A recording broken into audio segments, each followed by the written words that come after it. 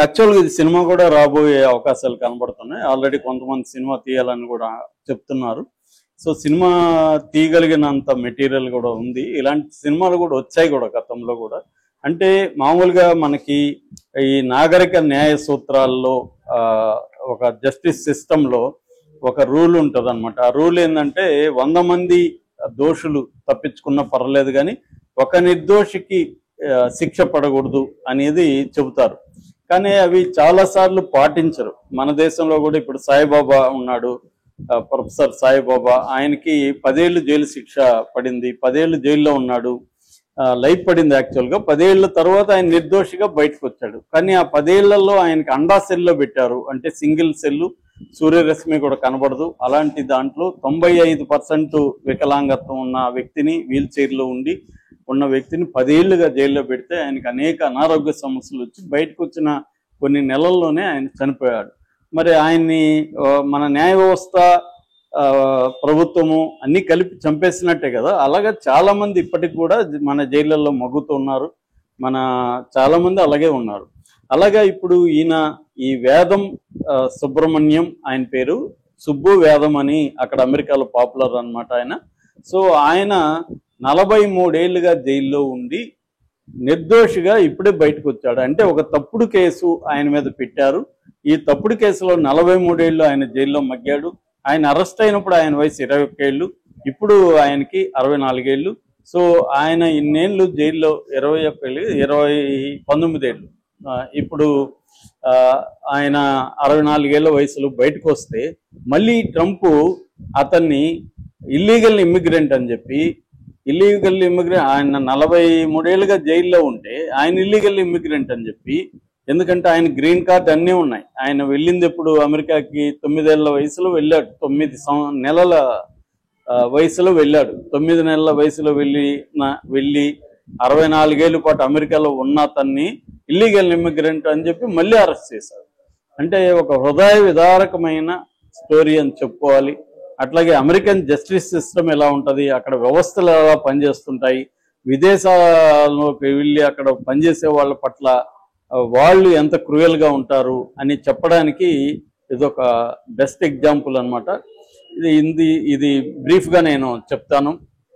ఇదేంటంటే వీళ్ళది తమిళనాడు, తమిళ బ్రాహ్మణ కుటుంబము. వేదం అంటేనే మనకు అర్థమవుతుంది. వీళ్ళ నాన్న ఫిజిసిస్టు ప్లస్ మెటీరియల్ సైంటిస్ట్ అనమాట. సో ఈయనకి తమిళనాడు నుంచి పెన్ స్టేట్ యూనివర్సిటీలో అప్పట్లో జాబ్ వచ్చింది టీచింగ్ ఫ్యాకల్టీగా. సో వీళ్ళ నాన్న వెళ్ళిపోయాడు, వాళ్ళ అమ్మ హౌస్ వైఫ్, ఆమె కూడా మళ్ళీ చదువుకొని అక్కడ లైబ్రరీయన్ గా పనిచేయడం మొదలుపెట్టింది. కొడుకు కూతురు, వీళ్ళకి కొడుకు పేరు వేదం సుబ్రహ్మణ్యం, కూతురు పేరు సరస్వతి, వేదం సరస్వతి. సో వీళ్ళు ట్రెడిషనల్ బ్రాహ్మిన్స్. గాంధేయవాదం అంటే వీళ్ళ నాన్నకి ఇష్టం. చిన్నప్పటి నుంచి కూడా గాంధీ బోధనలు, అహింస బోధనలు వాళ్ళ ఇంట్లో వాళ్ళు ఉండేవాళ్ళు. ఒక ట్రెడిషనల్ తమిళ్ బ్రాహ్మణ కల్చర్లోనే పెరిగారు. సో వాళ్ళకి అప్పుడు బంధువులు ఇక్కడ ఉండడం, అర్లీగా 1961లో ఈయన పుడితే 1962లో వెళ్ళారు. అంటే 9 నెలల వయసు అప్పుడు ఇతన్ని తీసుకెళ్ళిపోయారు. సో అప్పుడు బంధువులు ఇక్కడ ఉండడం వల్ల ఏమైందంటే వాళ్ళు రెగ్యులర్గా వచ్చేవాళ్ళు. ముఖ్యంగా వాళ్ళ అమ్మకి ఎక్కువగా ఇండియా అంటే ప్రేమ ఉంది. ఈ అబ్బాయిని తీసుకొని 5 ఏళ్ల నుంచి 15 ఏళ్ల వరకు చాలాసార్లు ఇండియాకి కూడా వచ్చిపోయారు. ఆ తర్వాత ఈ అబ్బాయి అక్కడ పెన్సిల్వేనియా స్టేట్ కాలేజీలో జాయిన్ అయ్యాడు, పెన్ స్టేట్ యూనివర్సిటీకి దగ్గర అనమాట. జాయిన్ అయిన తర్వాత 19 ఏళ్ల వయసులో ఈ పెన్ స్టేట్ యూనివర్సిటీలో ల్యాబ్ టెక్నీషియన్గా జాయిన్ అయ్యాడు. ఆ కోర్సులో జాయిన్ అయ్యాడు. జాయిన్ అయినప్పుడు ఇతనికి 19 ఏళ్ళు. వీళ్ళకి ఇంకొక అబ్బాయి పరిచయం అయ్యాడు, వైట్. అతను టామ్ కిన్సే అతని పేరు. ఇతను కలిసి సమ్మర్ సెమిస్టర్ కి ఒకే రూమ్ లో ఉండేవాడు. ఈ టామ్ కిన్సే అనే అబ్బాయి కొద్దిగా డ్రగ్ అడిక్ట్. ఆ యూనివర్సిటీలో చాలా మంది డ్రగ్స్ తీసుకునేవాళ్ళు పిల్లలు. ఇప్పుడు ఎలాగైతే మనకి ఇక్కడ కాలేజీల్లో డ్రగ్స్ అలవాటు వచ్చిందో అప్పుడు అక్కడ కూడా ఉందన్నమాట. అందుకని ఈ వేదం సుబ్బు అని అనుకుందాం మనం. ఈ సుబ్బు వేదం కూడా డ్రగ్స్ అలవాటు చేశాడు ఈ టామ్ కిన్సే అనేవాడు. వీడు కొంత డ్రగ్ ని అమ్మేవాడు కూడా, సప్లై చేసేవాడు ఎవరికైనా డబ్బులు తీసుకొని అమ్మే కుర్రాడు అనమాట. వీళ్ళిద్దరు రూమ్మేట్స్.